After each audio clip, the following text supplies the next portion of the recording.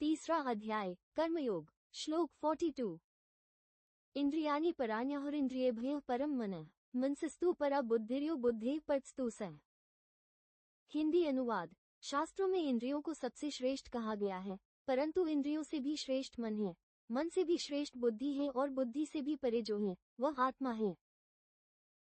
इस श्लोक में भगवान श्री कृष्ण जीवन की श्रृंखलागत व्यवस्था और उसके सर्वोच्च रहस्य को प्रकट करते हैं।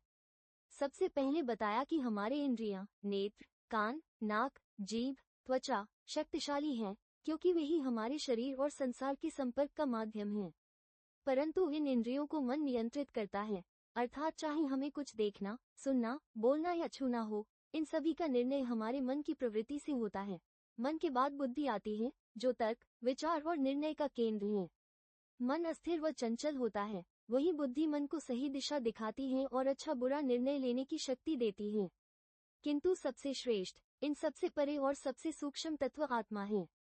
आत्मा बुद्धि को संचालित करती है, वही जीवन का मूल स्रोत और आनंद की सच्ची पहचान है। श्री कृष्ण ये भी इशारा देते हैं कि आत्मा का साक्षात्कार करने के लिए इंद्रियों पर नियंत्रण, मन का संयम और बुद्धि का शुद्ध होना आवश्यक है।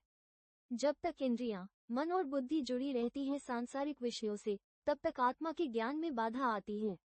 आत्मा की पहचान करने पर ही मनुष्य सच्चे अर्थों में मुक्त हो सकता है। यही भगवद गीता का गूढ़ संदेश है।